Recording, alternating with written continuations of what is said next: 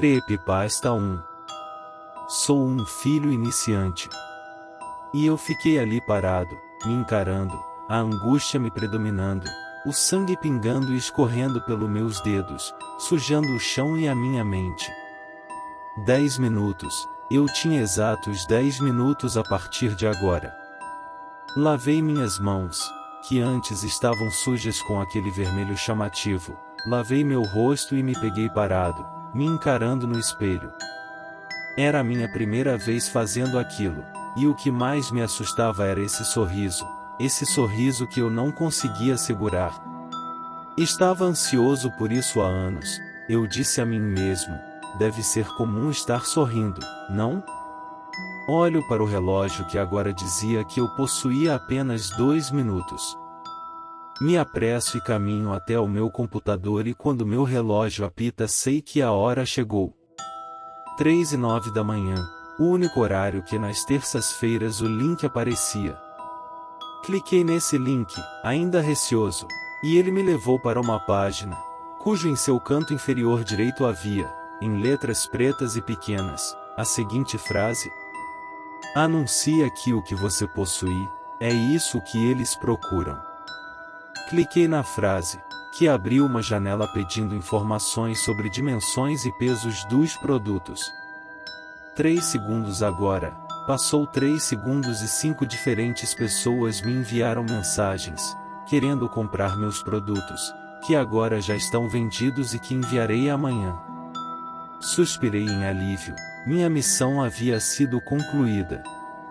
Em comemoração abri um vinho antigo, que estava escondido na cozinha há quantos anos mesmo, bom, estava apenas esperando ser aberto no momento certo e esse momento finalmente chegou. Eu espero que meus filhos acreditem na mentira. Espero que eles não me façam perguntas do tipo papai, ela se foi mesmo? Ainda dói em mim saber que tenho uma péssima sorte com as mulheres, mas não tenho culpa. Não sinto culpa. Agora sei que meus filhos estarão mais felizes, pois a dor da fome de braços roxos não será mais um problema. A fita para de tocar. Quando eu gravei isso mesmo? Eu me pergunto. Se gravei, por que não joguei isso fora? De qualquer forma eu não posso mais me arrepender ou voltar no tempo para apagar essa fita. Ela sorri, e guarda a fita. Bom, isso já é o suficiente? Eu sei que você apenas estava querendo proteger os seus filhos, mas essa não era a única opção, você sabe disso. A mulher agora em minha frente está fazendo um sinal para a pessoa atrás de mim. Não acho que você deva voltar, se fosse apenas aquela mulher, tudo bem, mas depois a quantia foi crescendo e crescendo. E você, novamente não se arrepende nem um pouco, não é? Eu apenas dei um sorriso, ela era uma mulher muito esperta. Certo, então mandarei você de volta para baixo. Próximo. Agora eu estou suando. Porque começou a ficar quente. Eu não tive tempo de falar qualquer coisa e o que parece ser um elevador começou a descer. De repente lembro que já estive aqui. Ah, eu suspiro. É bom estar de volta, papai.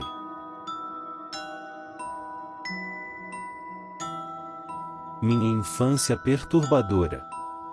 A minha vida não foi uma das melhores desde criança, pois assistia quase todo dia os meus pais brigando.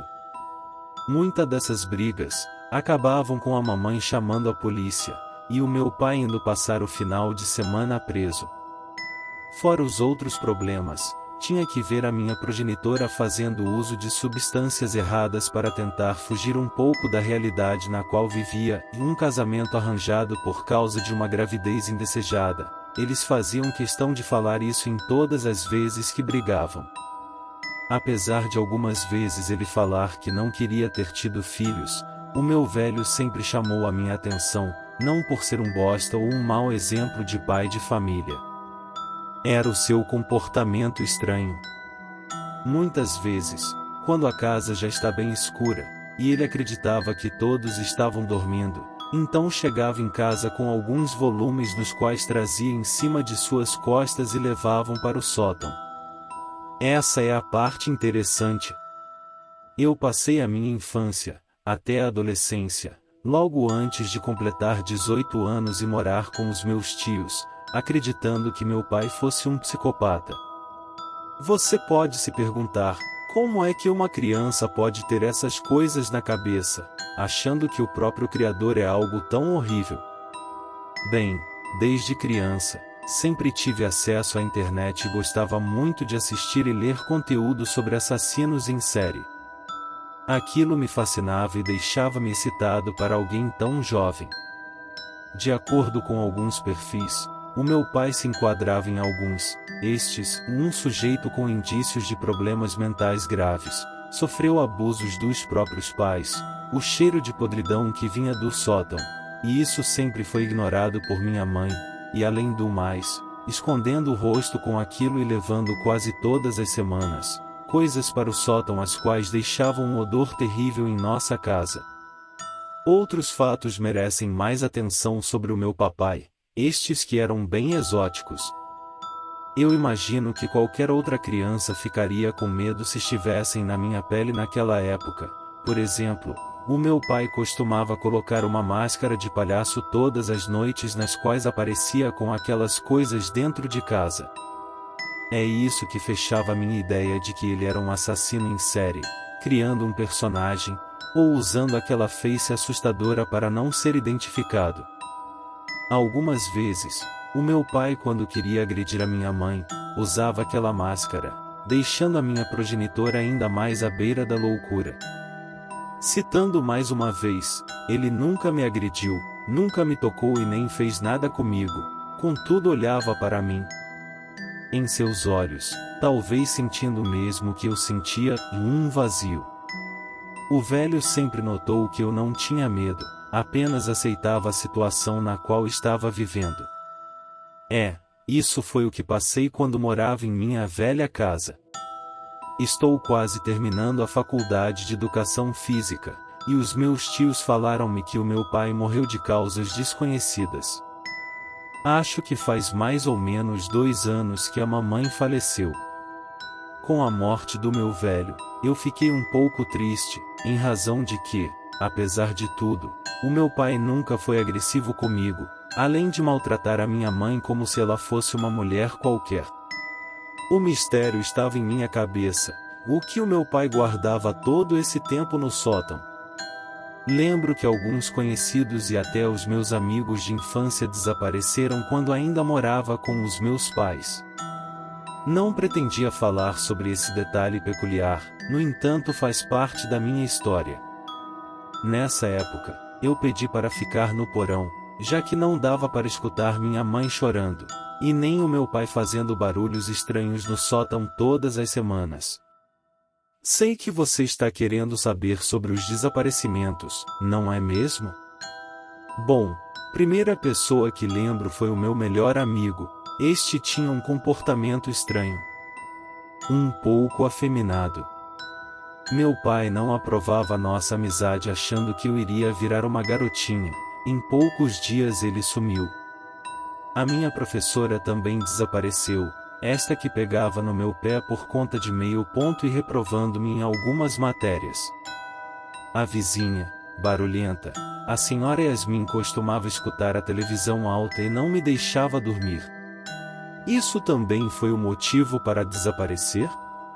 A última pessoa, se eu não estiver enganado, que desapareceu, foi a ex-namorada do meu pai. Esta que traiu ele, e sempre quando o velho estava agredindo a minha mãe, tratava ela como se fosse a sua velha namorada, chamando a minha progenitora pelo nome da sua ex. Quando perguntava o que o meu pai achava dos desaparecimentos misteriosos, ele sorria e constantemente dizia que eram coisas bobas, que ninguém iria sentir falta deles. Eu apenas concordava, com um sorriso no rosto e olhando para o meu velho pai, com a mesma aparência abatida olhando para mim. Como eu disse, faz pouco tempo que o meu pai havia morrido, e todo esse tempo, eu nunca entrei no sótão para saber o que ele fazia lá. Cheguei até a minha velha casa e fui em direção ao sótão, o qual estava trancado. Peguei as chaves e entrei. Deparei com um lugar bizarro. Estava cheio de corpos de animais, cachorros, veados e até filhotes de vacas. Eu reconheci todos os esqueletos. Tinha um velho computador daqueles antigos no local. Achava que o cheiro de podridão seriam de corpos de vítimas do meu possível pai serial killer, mas não. O computador não tinha segredo para abrir. Encontrei vários arquivos os quais envolviam necrofilia e zoofilia. O meu pai gravava vídeos nos quais compartilhavam na internet, violando aqueles corpos, que levava para o sótão. Esse era o segredo do velhote. É um pouco frustrante. Eu acharia que conseguiria me identificar com meu pai de alguma forma, porém, aquela figura cheia de mistérios não passava de um tarado com gostos bizarros. Não pretendia ficar na minha casa por muito tempo quando cheguei aqui. A minha intenção era matar a curiosidade e a nostalgia do lugar, apesar da minha infância perturbadora. Decidi voltar onde dormia, no porão. Bateu uma melancolia forte quando cheguei lá. A minha cama estava no mesmo local, o travesseiro e o urso de pelúcia, o guarda-roupa e as revistas de mulheres nuas, entre outras coisas de um adolescente com minha idade na época. Quando pisei no chão, senti aquela terra fofa e observei em cada lugar no qual eu enterrei as pessoas que matei, e o meu melhor amigo, no canto à direita. A minha professora, próxima da minha cama. Minha vizinha, a garotinha da casa um pouco mais distante, enterrada embaixo do tapete o qual eu fazia os deveres da escola. Eu dormia todos os dias olhando para aquelas covas rasas, sentindo-me especial e poderoso. Pensando melhor, acho que ficarei em minha velha casa, e também, acredito que vários outros corpos deixaram o meu quarto mais aconchegante como já foi em minha infância.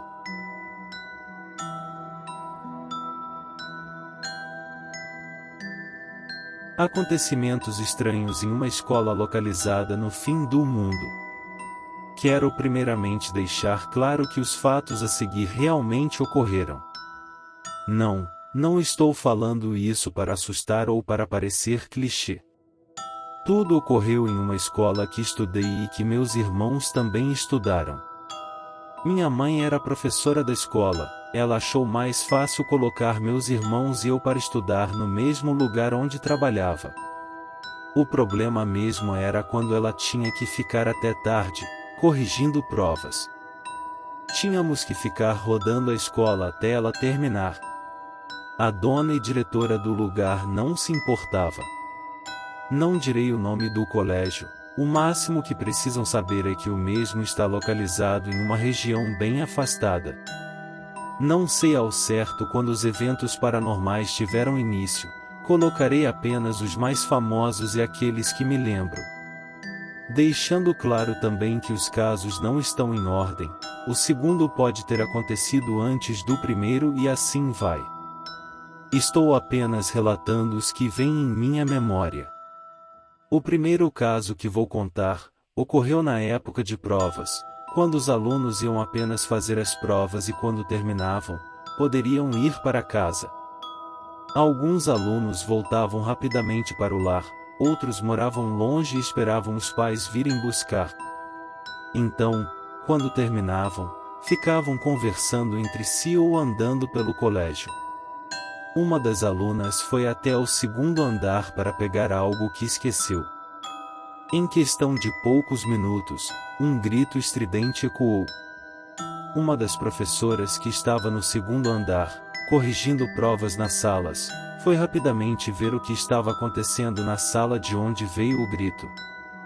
Segundo ela diz, a aluna estava encolhida, chorava desesperadamente, falando sobre uma mulher no canto da sala, que a encarava sem parar. Mesmo conversando e tentando dizer à jovem aluna que tudo estava bem, a professora contou que não duvidava da garota, pelo fato de outros casos envolvendo aquela mulher já terem sido relatados. Dias depois, ficamos sabendo que a garota teve febre e que não queria mais voltar para a escola. Os pais não sabem o que ela viu, mas afirmam que aquilo realmente a traumatizou. O segundo caso é mais conhecido e, dessa vez, meu irmão também presenciou. Ocorreu no meio do ano. Os alunos de uma das salas do segundo andar estavam bagunçando enquanto a professora tentava acalmá-los, até que em um momento a porta da sala bateu. Aquilo era estranho, não tinha janelas abertas e nenhuma corrente de ar poderia ter feito a porta bater. Um dos alunos foi tentar abri-la, mas ela simplesmente não abria. Outros alunos o seguiram e resolveram se abaixar para ver por debaixo da porta. O que eles viram foi algo bem estranho. Meu irmão jura até hoje que é verdade. Eram 2 pés, magros e pálidos, parados bem em frente. Os alunos se assustaram e a professora não acreditou no que os garotos falavam, até ela mesma se abaixar para ver. Meu irmão diz que naquele momento, pela primeira vez, viu a professora da sala perder a cabeça. Ela gritava mais que os alunos, estava apavorada. Disse ele. Por causa da confusão e da gritaria, os outros professores e alunos saíram da sala para ver o que estava acontecendo. Assim que começou a chegar pessoas, meu irmão diz que a porta finalmente abriu misteriosamente e que até hoje ninguém sabe o que diabos foi aquilo. Parecia que a coisa do outro lado estava segurando a porta, nos prendendo ali. Foi bizarro. Concluiu. O terceiro caso é algo que minha mãe me falou. Segundo ela, coisas assim sempre ocorrem naquela andar e a tendência foi só piorar com o passar do tempo. Ela conta que isso ocorreu quando ela teve que ficar sozinha no colégio corrigindo provas. Aquilo já era normal para ela e contos de fantasmas não a assustavam mais. Eu já vi essa mulher várias vezes, nas outras salas, às vezes no corredor, eu apenas tentava ignorá-la. Quando se é mãe solteira e tem 3 filhos, um fantasma não parece grande coisa. Me disse, dando uma pequena risada para logo voltar a ficar séria. Foi isso que ocorreu novamente naquele dia. Ela disse que precisava ir ao banheiro e, no caminho, viu o vulto daquela mulher passando do seu lado. Apenas ignorou como sempre fazia. Foi ao banheiro e voltou para sua sala, onde continuaria a corrigir suas provas. Ela conta que estava de olho na prova quando levantou a cabeça e lá estava. A mulher estava lá, onde ficavam as últimas fileiras de carteiras escolares. A entidade parecia encará-la, mas mamãe não sabia dizer ao certo, pois os cabelos cobriam uma boa parte rosto daquela coisa. Pela primeira vez, senti um pouco de medo, contou-me. A mulher sumiu depois do que pareceu ser uma eternidade. Ela concluiu sua história dizendo que isso só aconteceu daquela vez, mas às vezes, quando fica até tarde corrigindo provas, bate aquela sensação de que está sendo observada. O quarto caso é o que eu chamo de gota d'água, pois foi o que fez a dona do colégio tomar uma atitude sobre os eventos. Ocorreu quando a irmã da dona da escola veio lhe fazer uma visita. Em um certo momento ela decidiu ir ao banheiro. Tudo parecia bem, mas então, a vimos sair do banheiro tremendo e chorando. Perguntada sobre o que aconteceu, falou que quando estava de frente para o espelho, viu uma criatura pálida, bastante magra e com longos cabelos atrás dela. Vendo a gravidade da situação, a dona percebeu que teria que dar um jeito nisso. Em poucos dias, ela trouxe um padre para rezar em todas as salas, banheiros e outros lugares do colégio. Não sei exatamente se as ocorrências diminuíram, pois meus irmãos e eu já não estávamos estudando lá. Fiquei sabendo desse caso porque minha mãe contou. Ela ainda trabalha lá, mas não fala muito. O quinto caso aconteceu quando eu ainda estudava lá. Esse foi um dos que assustou todos. Na época eu devia ter uns 10 anos. O zelador da escola era um cara conhecido por todos, sempre brincando e soltando piadas. Os alunos adoravam ele. Um dia, uma das professoras chegou mais cedo e resolveu subir até o segundo andar para arrumar logo a sua sala. Chegando lá, encontrou-se com o zelador deitado no chão. Ela achou que era mais uma das brincadeiras dele e no começo até soltou algumas piadas também, isso até tocar nele e perceber que não era uma brincadeira. O zelador estava morto. O engraçado é que ele morreu na mesma sala onde tempos depois, a garota do primeiro caso, disse ter visto a tal mulher.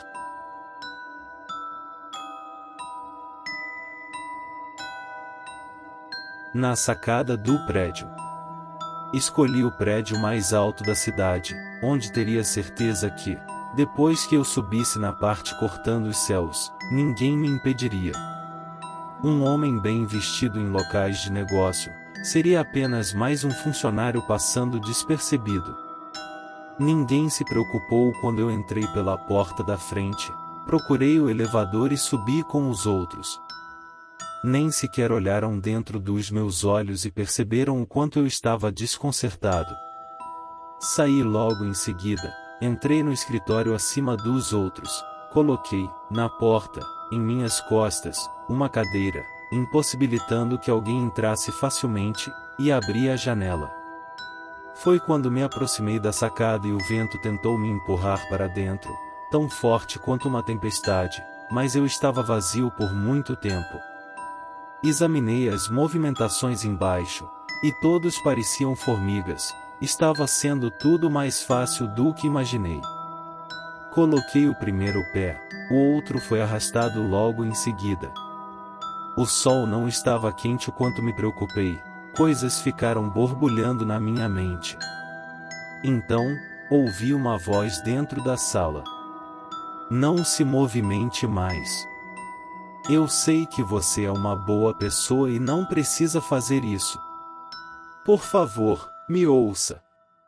Tentei olhar e não tinha ninguém próximo, mas a voz estava ali e me deixou um pouco aflito. Não queria que tudo acabasse como um louco, pois sei muito bem o que estava fazendo. Eu não preciso? Por que não? Quem é você? E pare de se esconder. Coloquei o segundo pé para dentro do escritório quando o vento ficou um pouco mais forte e uma aglomeração de formigas estava apontando para cima, e pude prestar atenção em um turbilhão de vozes se espalhando lá embaixo. Tinha certeza de que não havia ninguém no momento em que tranquei a porta, porém apareceu um homem bem vestido.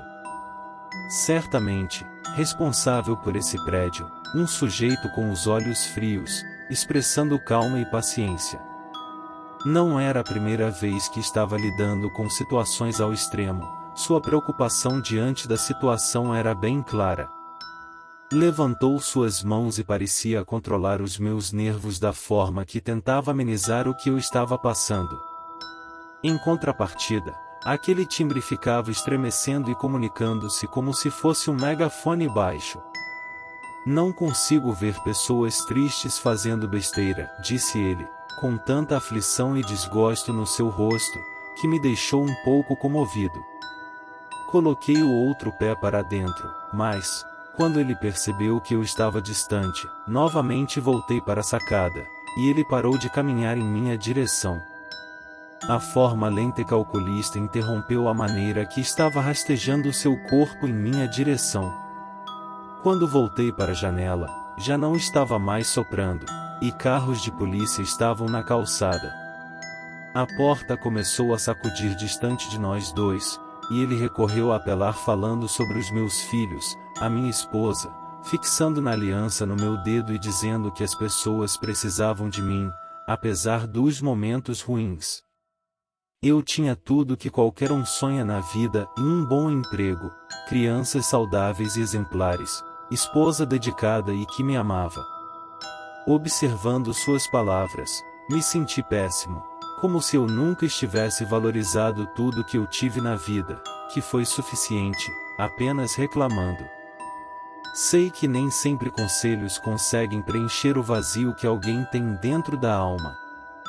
Há algo absorvendo tudo de bom e, dessa vez, o homem estava no meio, bem mais próximo do que antes, da sua forma invasiva de rastejar, com as órbitas oculares quase lacrimejando em desespero, dizendo que já viu todo tipo de coisa ruim e não poderia deixar uma pessoa boa fazendo uma desgraça dessa. A maneira que dizia, parecia me conhecer talvez melhor do que eu mesmo. Apesar dos esforços desse cara, eu estava pronto. Foi muito bom criar esperanças. Ouvi palavras de alguém que se importou com os meus sentimentos e tentou saber o que eu estava passando e o que me atormenta no momento. Quando percebeu que quase o meu corpo todo estava para fora do escritório, expôs que provaria, vozes gritando em sua garganta aparentemente no último esforço restante, e me pediu para fechar os olhos por um segundo. Disse que era a única coisa que desejava de mim. Sentindo compaixão por seu desespero frustrante, eu o fiz. Seja lá o que esse homem já passou, suas palavras eram como se fosse o melhor psiquiatra do mundo e tentou dizer o quanto a minha família se perderia depois que eu fizesse isso. A minha mulher não iria superar, os meus parentes não suportariam, e eu perderia tudo que construí. As pessoas lá embaixo, aumentando, crianças abaladas e sem entender, adultos chegando das suas ocupações. Seria um trauma ver um corpo destruído na calçada. Pode criar, no escuro da mente, coisas pavorosas que minha escolha errada causaria na vida dos outros, um terror chocante e verdadeiro. A cadeira, eu já não estava mais suportando as investidas do outro lado e, antes que a porta fosse arrebentada por outras pessoas preocupadas comigo, aquele homem me salvou. Eu pude enxergar com mais atenção na minha mente todos os dias que minha companheira me recebeu com um sorriso e dizendo que me ama, os meus filhos, Naomi e Akemi, me chamando de paizão e falando quanto sou importante. Até os meus parentes sempre me recebendo bem, apesar dos meus problemas emocionais.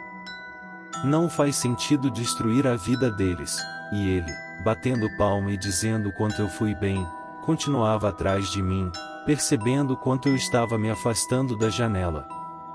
Por que isso se nem tenho inimigos? Não tinha nada para reclamar, sabia que poderia conseguir um tratamento.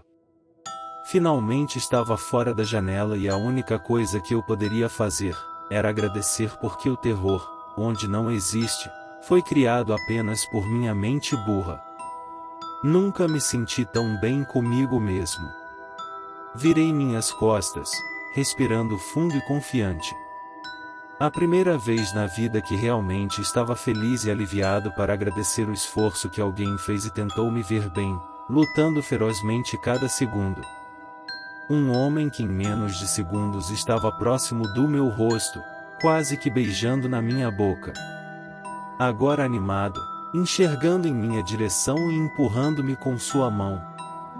Segundos antes que eu ficasse distante o suficiente, assobiou essas palavras, o meu rosto vendo a sacada ficando mais distante e os barulhos embaixo gritando em sincronia mais próximos. Não tem graça quando vocês estão tristes.